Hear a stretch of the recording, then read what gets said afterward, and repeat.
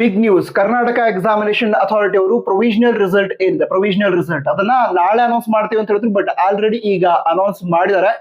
ಕೇದವರ official website ಅನ್ನ visit ಮಾಡಿದ್ರೆ ನೀವು ಅದನ್ನ ಚೆಕ್ ಮಾಡಬಹುದು. ಓಕೆ, ಚೆಕ್ ಮಾಡೋ ಲಿಂಕ್ ನಮ್ಮ ವಾಟ್ಸ್ಆಪ್ ಚಾನಲ್ ನಾವು ಶೇರ್ ಮಾಡ್ತೀವಿ. ವಾಟ್ಸ್ಆಪ್ ಚಾನಲ್ ಜಾಯ್ನ್ ಆಗೋ ಲಿಂಕ್ ಡಿಸ್ಕ್ರಿಪ್ಷನ್ ಅದಿರುತ್ತೆ, ಟಾಪ್ ನೋಟ್ಸ್ ಇರುತ್ತೆ, ಕ್ಲಿಕ್ ಮಾಡಿ ಜಾಯ್ನ್ ಆಗಿ. ಈಗ ಪ್ರೊವಿಷನಲ್ ರಿಸಲ್ಟ್ ಬಗ್ಗೆ ಕೂಡ ಕೆಲವು ವಿಷಯಗಳನ್ನ ನಿಮಗೆ ಹೇಳಬೇಕು. ಈಗ ಇದು ಪ್ರೊವಿಷನಲ್ ರಿಸಲ್ಟ್ ಅಂದ್ರೆ ತಾತ್ಕಾಲಿಕ ರಿಸಲ್ಟ್ ಆಗಿರುತ್ತೆ, ಸರಿನಾ? ಅಂದ್ರೆ ಈ ಪ್ರೊವಿಷನಲ್ ರಿಸಲ್ಟ್ ಆಧಾರದ ಮೇಲೆ ನೀವು ಹೋಗಿ ಅಡ್ಮಿಷನ್ ಮಾಡ್ಕೋತೀನಿ, ಅದಕ್ಕೆ ಅವಕಾಶ ಇರಲ್ಲ. ಹಾಗಂತ ಈಗ ಫೈನಲ್ ರಿಸಲ್ಟ್ ಅವರು 15ಕ್ಕೆ ಅನೌನ್ಸ್ ಮಾಡ್ತೀವಿ ಅಂತ ಹೇಳಿದ್ರು, ಜುಲೈ 15ಕ್ಕೆ ಅನೌನ್ಸ್ ಮಾಡ್ತೀವಿ ಅಂತ ಹೇಳಿದ್ರು.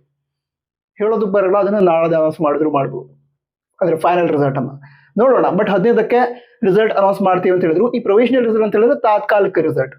ಆದ್ರೆ ಹೆಚ್ಚಿನದಾಗಿ ಈಗ ಪ್ರೊವಿಷನಲ್ ರಿಸಲ್ಟ್ ಅಲ್ಲಿ ಯಾವ ಕಾಲೇಜ್ ಸಿಕ್ಕಿರುತ್ತೆ ಅದೇ ರಿಸಲ್ಟ್ 99% ಫೈನಲ್ ರಿಸಲ್ಟ್ ಕೂಡ ಸಿಗತ್ತೆ, ಸರಿನಾ? ನಂತರ ಯಾರಿಗೆ ಸೀಟ್ ಅಲಾಟ್ ಆಗಿರುತ್ತೆ ಅಂದ್ರೆ ಸೀಟ್ ಸಿಕ್ಕಿರುತ್ತೆ ಅಂತ ವಿದ್ಯಾರ್ಥಿಗಳು ಚಾಯ್ಸ್ ಎಂಟ್ರಿ ಮಾಡಲೇಬೇಕು. ಸೀಟ್ ಅಲಾಟ್ ಆದಂತಹ ವಿದ್ಯಾರ್ಥಿಗಳು ಚಾಯ್ಸ್ ಎಂಟ್ರಿಯನ್ನ ಮಾಡಲೇಬೇಕು. ಇದು ರೂಲ್ಸ್. ಚಾಯ್ಸ್ ಎಂಟ್ರಿ 4 ಚಾಯ್ಸ್ ಇರುತ್ತೆ, ಚಾಯ್ಸ್ 1, ಚಾಯ್ಸ್ 2, ಚಾಯ್ಸ್ 3, ಚಾಯ್ಸ್ 4 ಅಂತ. ಅದ್ರ ಬಗ್ಗೆ ಡೀಟೇಲ್ ಆಗಿ ವಿಡಿಯೋನ ಮಾಡಿದೀನಿ, ಚೆಕ್ ಮಾಡಿ. ನಂತರ ಯಾರಿಗೆ ಸೀಟೇ ಅಲಾಟ್ ಆಗಿಲ್ಲ ಅಂತ ವಿದ್ಯಾರ್ಥಿಗಳು ನೆಕ್ಸ್ಟ್ ರೌಂಡ್ ಅಲ್ಲಿ ಪಾರ್ಟಿಸಿಪೇಟ್ ಮಾಡಬೇಕು ಅಂತ ಹೇಳಿದ್ರೆ ಏನ್ ಮಾಡ್ಬೇಕು ಅಂದ್ರೆ ಅಂತ ವಿದ್ಯಾರ್ಥಿಗಳು ಮೊದಲದಾಗಿ ಆಪ್ಷನ್ ಎಂಟ್ರಿಗೋಸ್ಕರ ಲಿಂಕ್ ಕೊಡ್ತಾರೆ. ಅವಾಗ ಲಾಗಿನ್ ಆಗಿ ನಾನು ನೆಕ್ಸ್ಟ್ ರೌಂಡ್ ಅಲ್ಲಿ ಪಾರ್ಟಿಸಿಪೇಟ್ ಮಾಡ್ತೀನಿ ಅಂತ ಅಲ್ಲಿ ಆಪ್ಷನ್ ಇರುತ್ತೆ ಒಂದು, ಸರಿನಾ?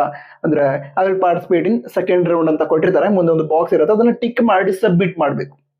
ಸಬ್ಮಿಟ್ ಮಾಡಿದ್ರೆ ಮಾತ್ರ ಸೆಕೆಂಡ್ ರೌಂಡ್ ಅಲ್ಲಿ ಸೀಟ್ ಅಲಾಟ್ಮೆಂಟ್ಗೆ ನಿಮಗೆ ಕನ್ಸಿಡರ್ ಮಾಡ್ತಾರೆ. ಸೊ ಇದಿಷ್ಟು ವಿಷಯ ಆಗಿತ್ತು. ಮತ್ತೆ ಯಾರು ಡೌಟ್ ಇದ್ರೆ, ಡೌಟ್ ಇರುತ್ತೆ ನಂಗೆ ಗೊತ್ತು, ಆ ಡೌಟ್ಸ್ ಅನ್ನ ಕಮೆಂಟ್ ಬಾಕ್ಸ್ ತಿಳಿಸಿ. ಮುಂದಿನ ವಿಡಿಯೋದಲ್ಲಿ ನಿಮ್ಮ ಎಲ್ಲ ಡೌಟ್ಸ್ ಅನ್ನ ಕ್ಲಿಯರ್ ಮಾಡ್ತೀನಿ. All the best. Jai Hind, Vande Mataram.